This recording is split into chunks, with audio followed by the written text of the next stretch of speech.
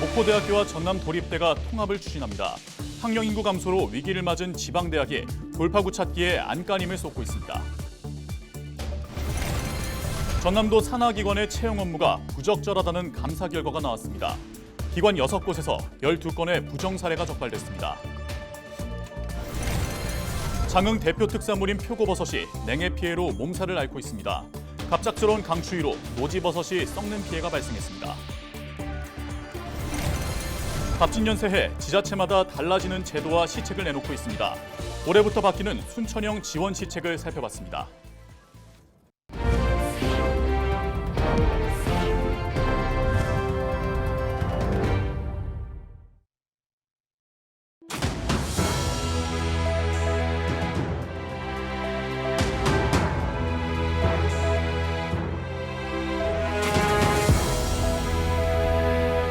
시청자 여러분 안녕하십니까? 헬로티비 전남 뉴스입니다. 목포대와 전남도립대가 통합을 추진하기로 했습니다. 소멸 위기에 놓인 지방대를 살려보겠다는 간절함이 반영된 것으로 보입니다. 고정민 기자가 보도합니다. 목포대와 전남도립대 관계자들이 한자리에 모였습니다.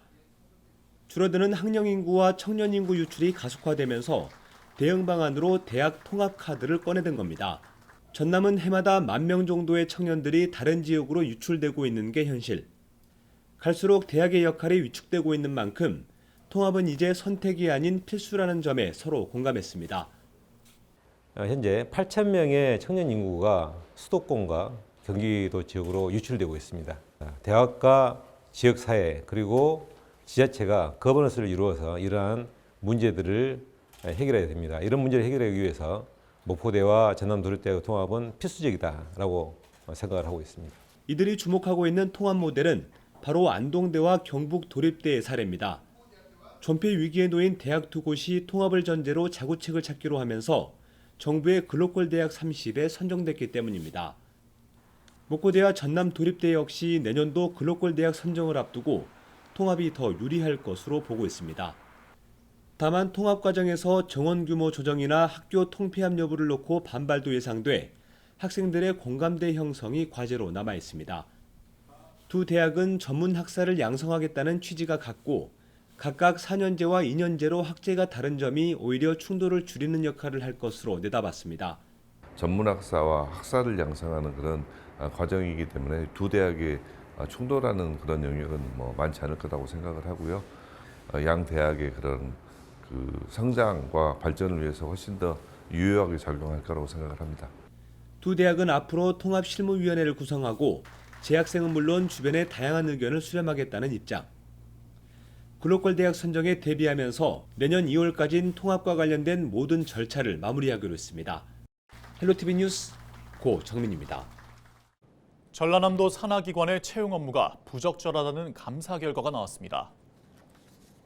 전남도는 지난해 9월부터 10월 사이에 진행된 정기검사에서 산하기관 6곳의 채용 업무 가운데 12건의 부정 사례를 적발했다고 밝혔습니다. 사례별로 보면 순천의료원은 자격이 없는 인사를 면접위원에 위촉하거나 블라인드 채용 과정을 지키지 않았고 전남개발공사는 법정 채용 인원을 지키지 않거나 채용 과정에서 인사위원회를 생략한 것으로 나타났습니다. 전남도는 부정 사례 12건 가운데 10건에 대해 행정처분하고 업무 담당자 2명은 훈계, 5건은 주의, 3건은 시정 처분했습니다. 전남도가 섬 주민의 여객 물류비 지원을 확대합니다. 전남도는 올해 여객선 운임 지원 사업 126억 원, 택배 운임 지원 사업 28억 원, 천원 여객선 운임 36억 원 등 전체 6개 사업에 205억 원을 투입할 계획이라고 밝혔습니다. 유류와 LPG 가스 등 생활 필수품 물류비를 지원해 육지와 가격 차이를 줄이는 등 안정화에 기여할 방침이라고 설명했습니다. 전남도는 지난해부터 섬 주민들의 택배 추가 비용 일부를 지원하고 있으며 여객선과 도선이 다니지 않는 섬에 행정선을 투입하는 항로 운영 사업도 펼치고 있습니다. 전남 장흥의 대표 특산물인 표고버섯이 냉해 피해를 입어 농민들의 한숨이 깊어지고 있습니다. 지난해 11월 따뜻한 날씨가 이어지다 갑작스레 기온이 떨어지면서 생장 환경에 영향을 미친 것으로 보입니다. 보도에 송하영 기자입니다. 장흥 유치면 일대. 일정한 크기로 잘라놓은 통나무에 버섯이 열려 있습니다. 살펴봤더니 수분이 모두 사라져 바싹 말라 있습니다.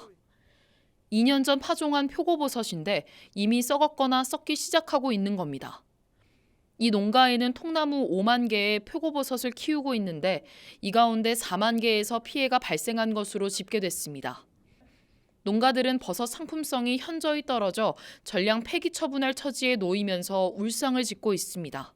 봄에 나와야 될 표고가 12월 달에 온도 편차가 급격히 20도 이상 차이가 나다 보니까 얼어가지고 이렇게 냉해 피해가 이상기후로 인해서 이렇게 발생이 된다면은 차후에라도 무슨 근본 대책이 있어야 되지 않을까. 버섯이 마르기 시작한 건 지난달 중순. 지난해 11월부터 비교적 온화한 날씨로 빠르게 성장하다가 한 달 사이 잇따른 한파로 극심한 온도차가 발생했습니다. 영상일 때는 평년보다 6도 이상, 영하일 때는 5도 넘게 떨어지면서 크게 차이를 보인 겁니다. 해당 지자체는 냉해가 발생한 것으로 보고 추가 피해도 우려하고 있습니다. 평년과 다르게 일평균 기온이 6.5도나 상승하고 강수량이 증가되면서 이상 기온으로 인한 표고버섯이 다량으로 발생되는 상황입니다. 장흥군의 전수조사 결과 피해가 접수된 농가는 모두 6곳. 통나무 19만 개가 넘습니다. 더구나 노지 재배의 경우 아직까지 농작물 재해보험 대상에 포함되지 않아 보상을 받을 길도 없습니다. 장흥군은 전수조사를 마치는 대로 정부의 농작물 재해보험 대상 포함을 건의할 계획입니다. 농작물 재해보험 대상 품목으로 이렇게 지정이 됐을 때 소득 손실물에 대한 좀 보상을 받기를 원하고 계십니다. 그래서 저희 군에서도 품목을 이렇게 지정될 수 있도록 이렇게 노력할 계획으로 있습니다. 해를 거듭해가며 정성스레 키운 표고버섯이 말라버린 장흥의 노지 재배 농가. 이례적인 기후 변화로 인해 농가들의 시름이 깊어지고 있습니다. 헬로티비 뉴스 송하영입니다. 2024 갑진년 새해 지자체마다 달라지는 제도와 시책들을 내놓고 있습니다. 올해 순천시는 청장년층과 보육, 안전 분야에 세심한 지원을 더할 계획입니다. 보도에 서경 기자입니다. 올해부터 순천시 청년 나이 기준이 대폭 늘어납니다. 기존 순천시 각종 사업에 청년에 해당하려면 19세 이상 39세 이하여야만 가능했지만 올해부터는 18세 이상 45세 이하로 연령대가 늘어나 지원의 폭이 넓어질 전망입니다. 순천형 노인 일자리 참여자의 급여가 오릅니다. 노인 일자리 사업 참여자 활동비는 공익형의 경우 한 달에 29만 원, 시장형의 경우 월 25만 원의 수익금이 추가되고 사회서비스형은 월 76만 원까지 확대됩니다. 올해 생계급여 수급자 선정 기준은 4인 가구 기준 소득 인정액 183만 3,500원으로 확대됐습니다. 주거급여 수급자 선정 기준도 더 넓어졌습니다. 기준 중위소득 48% 이하로 4인 가구 기준 소득이 275만 원이면 지원받을 수 있습니다. 교육급여도 확대됩니다. 초등학생은 1년에 46만 1,000원, 중학생은 65만 4,000원, 고등학생은 72만 7,000원이 지원됩니다. 순천에서 둘째 아이 이상 출산한 가정에는 육아용품 구입비가 지원됩니다. 기존에는 셋째 아이 이상 출산한 가정에만 지원됐지만 올해부터는 둘째 아이 이상 출산한 모든 가정에게 육아용품 구입비 50만 원이 지원될 예정입니다. 둘째 아이를 출산한 가정에는 아이돌봄 지원도 확대됩니다. 본인 부담금의 10%를 순천시가 추가 지원합니다.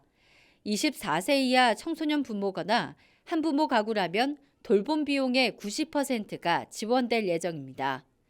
올해 아이돌봄 서비스 시간당 이용요금은 11,630원입니다. 순천 달빛 어린이병원이 운영됩니다. 아픈 아이들이 적기에 치료를 받을 수 있도록 야간이나 휴일에도 전문 병원이 문을 여는 겁니다. 현대 여성아동병원과 미즈 여성아동병원이 달빛 어린이병원으로 지정됐습니다. 진료 시간은 평일 기준 밤 11시까지, 주말은 오전 9시부터 저녁 6시까지 운영합니다. 순천에서 홀로 사는 여성이라면 누구나 안심 홈세트를 받을 수 있습니다.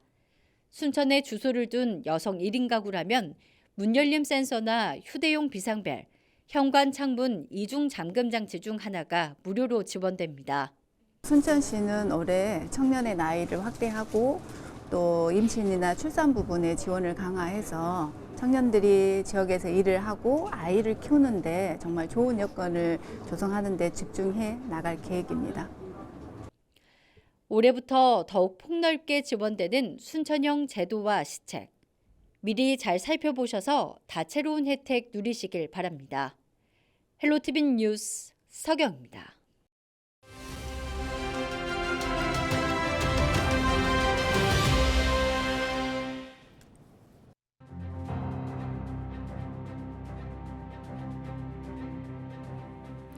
(22대) 국회의원 선거가 90일 앞으로 다가왔습니다. 총선 시계가 빨라지면서 선거운동을 할 때도 지켜야 할 것들이 늘어납니다.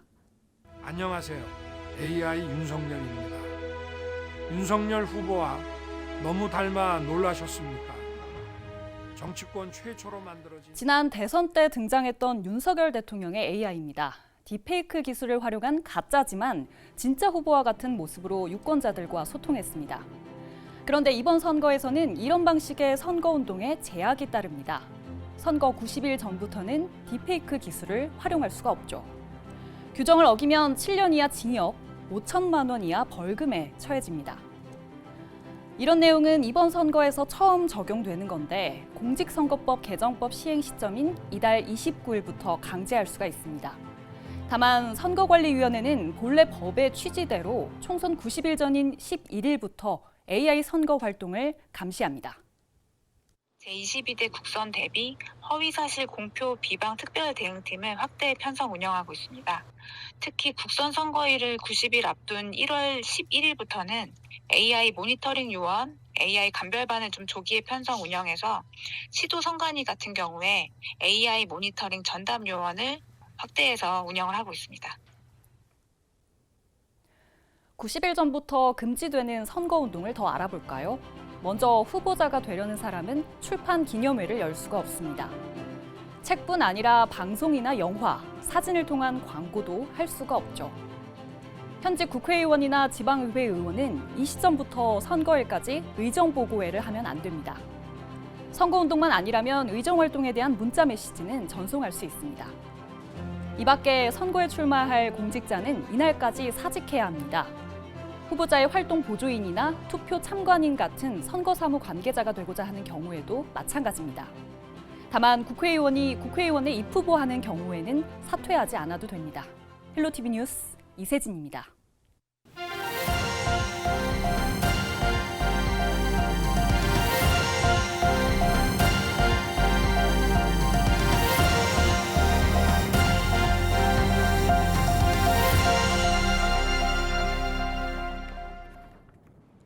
김병도 더불어민주당 정책위원회 부의장이 20일에 총선을 앞두고 전남 영암, 무안, 신안 선거구 출마를 선언했습니다.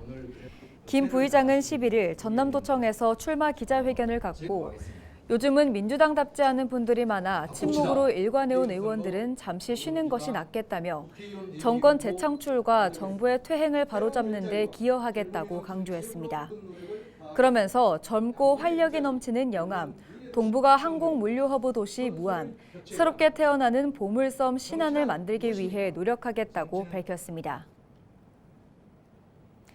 여수경찰이 공항 보안요원을 폭행한 혐의를 받는 20대 승객을 불구속 입건했습니다. 경찰은 지난 10일 오전 9시쯤 여수공항 수속장에서 보안 검색요원을 폭행한 A씨를 항공보안법 위반 혐의로 붙잡았습니다. 조사 결과 A씨는 탑승 통로가 열리지 않은 상태에서 비행기를 빨리 타겠다고 난동을 부린 것으로 전해졌으며 경찰은 구체적인 동기 등 경위를 파악하고 있습니다. 전남도가 저출산 문제를 해결하기 위해 난임 부부의 한방치료 지원을 강화합니다. 지원 기준은 도내 6개월 이상 주민등록을 둔 가정 가운데 35세 미만은 1년 이상, 35세 이상은 6개월 이상 임신이 안 되는 난임 부부입니다. 또한 추적 조사 기간을 2개월로 단축합니다. 이상으로 뉴스를 마칩니다. 저희는 언제나 지역민 여러분과 함께합니다. 시청해주신 여러분 고맙습니다.